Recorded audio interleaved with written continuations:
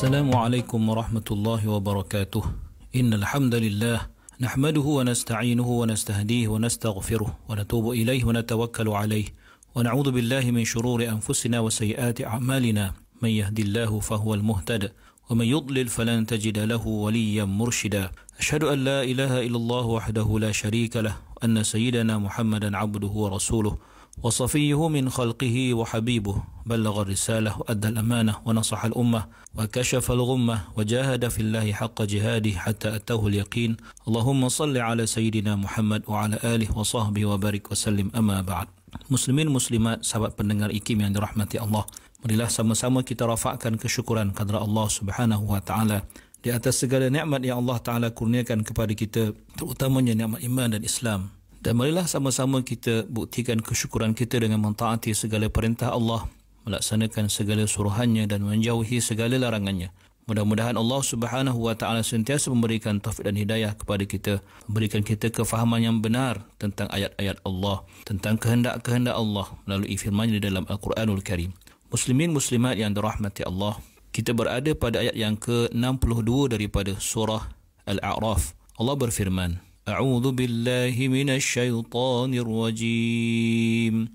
أبلغكم رسالات ربي وأنصح لكم وأعلم من الله ما لا تعلمون.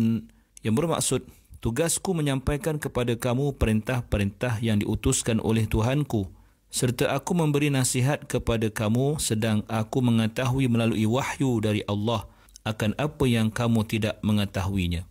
Muslimin muslimat yang dirahmati Allah, masih lagi Nabi Nuh AS dalam menafikan tuduhan yang dilemparkan oleh kaumnya atau pembesar-pembesar dalam kalangan kaumnya terhadap baginda, yang mengatakan bahawa baginda di dalam kesesatan yang nyata.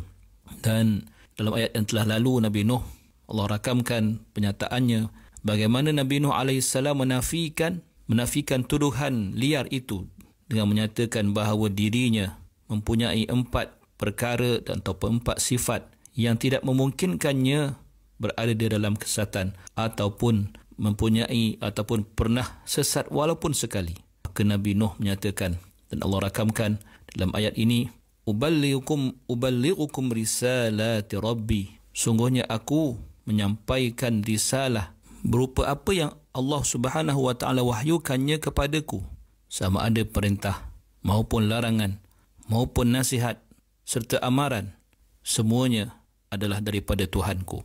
Maka ini merupakan sifat yang kedua. Sifat yang pertama, Nabi Nuh mengatakan, Walakinni rasulun min rabbil alamin. Maka tetapi aku ini adalah rasul, utusan daripada Tuhanku. Yang kedua, Nabi Nuh menyatakan, Uballighukum risalati Rabbi. Aku menyampaikan kepada kamu, hai kaumku, risalah-risalah daripada Tuhanku yang mempunyai pelbagai perkara, sama ada ibadah, muamalah dan sebagainya, semua termasuk dalam maksud risalah-risalah Tuhanku. Muslimin muslimat yang dirahmati Allah, seterusnya Nabi Nuh menyatakan lagi dan rakamkan, wa ansahu lakum, dan aku memberikan nasihat kepada kamu, iaitu aku menyampaikan kepada kamu segala tanggungjawab yang telah Allah Subhanahu wa taala berikan kepada kamu, hai kaumku, untuk melaksanakannya, yang pasti di dalamnya terdapat perkara-perkara kebaikan buat kamu. Lalu aku membimbing kamu untuk melaksanakan segala-galanya. Dan kalimah ansahu diambil daripada kalimah an-nush, seperti mana kata Imam Al-Qurtubi rahimahullah, bermaksud ikhlasun niyah min syawaibil fasad, mengikhlaskan niat daripada segala keburukan. Muslimin muslimat yang dirahmati Allah, dibawakan juga perbezaan di antara tablighur risalah, iaitu menyampaikan risalah, dengan an-nush ataupun nasihat. Perbezaannya ialah tablighur risalah, menyampaikan risalah bermaksud memberitahu mereka, mengajar mereka segala yang diperintahkan Allah Subhanahu wa taala, sama ada berbentuk suruhan maupun larangan, dan sekalian bentuk pensyariatan ataupun pertanggungjawaban yang Allah Subhanahu wa taala perintahkan. Adapun nasihat pula bermaksud perbuatan atau tindakan mengajak mereka, menggalakkan mereka, menarik mereka, membimbing mereka untuk menerima segala perintah dan larangan tersebut serta ibadah, dan memberi amaran kepada mereka daripada azab Allah Subhanahu wa taala. Memberi amaran kepada mereka tentang azab Allah sekiranya mereka melanggar perintah Allah Subhanahu wa taala itu. Adapun sifat yang keempat dinyatakan dalam ayat ini yang berbunyi wa a'lamu minallahi ma la ta'lamun. Bermaksud aku sampaikan risalah-risalah Tuhanku dan aku berikan nasihat kepada kamu dengan ikhlas atau tentang ikhlas, dan aku pada masa yang sama lebih mengetahui tentang perkara-perkara ghaibiyah, perkara-perkara yang tidak kamu lihat, yang tidak kamu ketahui pastinya, melainkan dengan jalan wahyu, dan itu semua tidak kamu ketahui. Kerana Allah Subhanahu wa taala mengkhususkan perkara itu hanya untukku sahaja. Ataupun ia bermaksud wa a'lamu minallah, dan aku mengetahui tentang kekuasaan Allah, tentang betapa berkuasanya Allah Subhanahu wa taala, betapa dahsyatnya siksaan Allah terhadap musuh-musuhnya, apa yang kamu tidak ketahui. Maka aku memberi amaran kepada kamu berdasarkan ilmu yang Allah Subhanahu wa taala berikan kepadaku. Muslimin muslimat yang dirahmati Allah, mari kita lihat ayat yang ke-63 daripada surah Al-A'raf ini. Allah berfirman, A'udzu billahi minasyaitonir rajim. Aw ajibtum an ja'akum dzikrun min rabbikum ala rajulin minkum liyunzirakum walitattaqu wa la'allakum turhamun. Yang bermaksud, adakah kamu merasa ragu-ragu dan hairan tentang datangnya kepada kamu nasihat pengajaran dari Tuhan kamu melalui seorang lelaki dari golongan kamu untuk memberi peringatan kepada kamu, dan supaya kamu bertakwa, dan juga supaya kamu beroleh rahmat. Muslimin muslimat yang dirahmati Allah. Seterusnya, setelah Nabi Nuh AS menyifatkan dirinya tentang keempat-empat sifat itu dan menjelaskan kepada kaumnya, terutama pembesar-pembesar yang melemparkan tuduhan kepadanya, apakah tugasnya sebagai utusan Allah dengan penerangan yang jelas, dan menjelaskan juga kepada mereka sesuatu yang mungkin terlintas di fikiran mereka apabila Nabi Nuh AS mendakwa bahawa dirinya adalah seorang utusan Allah Subhanahu wa taala. Lalu Allah rakamkan dalam ayat ini, aw ajibtum an ja'akum dzikrun min rabbikum ala rajulin minkum liyunzirakum walitattaqu wa la'allakum turhamun.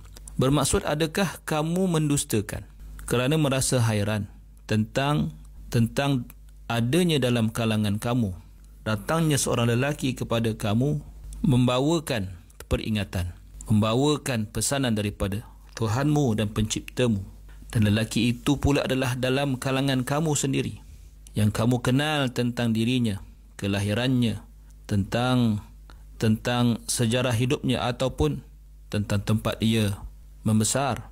Maka Al-Quranul Karim menyebutkan tentang kaum Nuh, yang mana mereka merasa hairan tentang pemilihan baginda sebagai pesuruh Allah Subhanahu wa taala. Bacalah surah Al-Mu'minun ayat yang ke-24. Allah berfirman, A'udzu billahi minasyaitonir rajim.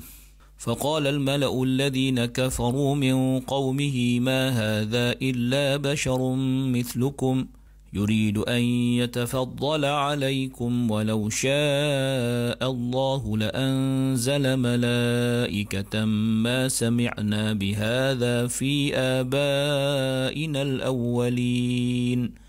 Yang bermaksud, maka ketua-ketua yang kafir dari kaumnya, iaitu daripada kaum Nuh, berkata sama sendiri, orang ini hanyalah seorang manusia seperti kamu. Ia bertujuan hendak melebihkan dirinya daripada kamu. Dan kalaulah Allah berkehendak, iaitu mengutuskan seorang Rasul, tentulah ia menurunkan malaikat menjadi Rasulnya. Kami tidak pernah mendengar seruan seperti ini dalam kalangan datuk nenek kami yang telah lalu. Muslimin muslimat yang dirahmati Allah. Seterusnya Nabi Nuh menyatakan, yang Allah rakamkan tentang tujuan Allah utuskan baginda, liyunzirakum. Bermaksud, alasan ataupun sebab kedatangan seorang Rasul kepada kamu dalam kalangan kamu adalah liyunzirakum, untuk memberi amaran kepada kamu tentang azab dan balasan terhadap kekufuran dan maksiat yang kamu lakukan. Walitattaqu, dan supaya kamu bertakwa. Ini merupakan faktor yang kedua, iaitu untuk mendatangkan ketakwaan kepada kamu, iaitu rasa takut kepada Allah disebabkan amaran yang telah diberikan. Wala'alakum turhamun, dan sebab yang ketiga pula ialah agar kamu mendapat rahmat, dirahmati disebabkan ketakwaan yang kamu ataupun yang ada pada diri kamu. Berkata sebagian ulama bahawa susunan ini, iaitu liyunzirakum wa litattaqu wa la'allakum turhamun, tersusun indah, iaitu maksud ataupun sebab diutuskan Rasul itu dalam konteks ini adalah Nabi Nuh alaihi salam, ialah pertama sekali al-inzar, untuk memberikan amaran kepada kaumnya. Dan jika amaran itu dipatuhi atau diusahakan untuk dipatuhi, maka ia akan membawa kepada ketakwaan. Yang kedua iaitu at-taqwa. Dan daripada ketakwaan pula pastinya akan membawa kepada pemerolehan rahmat daripada Allah Subhanahu wa ta'ala. Muslimin muslimat yang dirahmati Allah, sementara kalimah wala'allakum dan mudah-mudahan dipanggil sebagai harfu taraji, mudah-mudahan ataupun semoga, ia adalah untuk memberitahu kita betapa agungnya ataupun betapa mulianya matlamat yang hendak dicapai, dan menunjukkan bahawa ketakwaan itu tidak semestinya menjadi faktor mewajibkan seseorang itu beroleh rahmat. Bahkan rahmat itu adalah diperolehi dengan kurniaan atau limpahan kurnia Allah Subhanahu wa ta'ala, dan menunjukkan bahawa seseorang yang bertakwa itu sewajarnya tidak bergantung kepada ketakwaannya sahaja, dan juga tidak boleh ia merasa aman daripada atau selamat daripada azab Allah Subhanahu wa ta'ala, kerana orang yang bertakwa sentiasa akan mengetahui bahawa ia sangat memerlukan dan bergantung kepada rahmat dan limpahan kurnia daripada Allah Subhanahu wa ta'ala. Maka dengan itu, tahulah kita tentang uslub ataupun cara Nabi Nuh AS dalam berdakwah kepada kaumnya, seperti yang disebut dalam surah ini. Maka apakah agaknya pendirian kaumnya terhadap dakwahnya ini? InsyaAllah akan kita jelaskan dalam pertemuan akan datang. Qulu qawli hadha wa astaghfirullahal azim li wa lakum. Wassalamualaikum warahmatullahi wabarakatuh.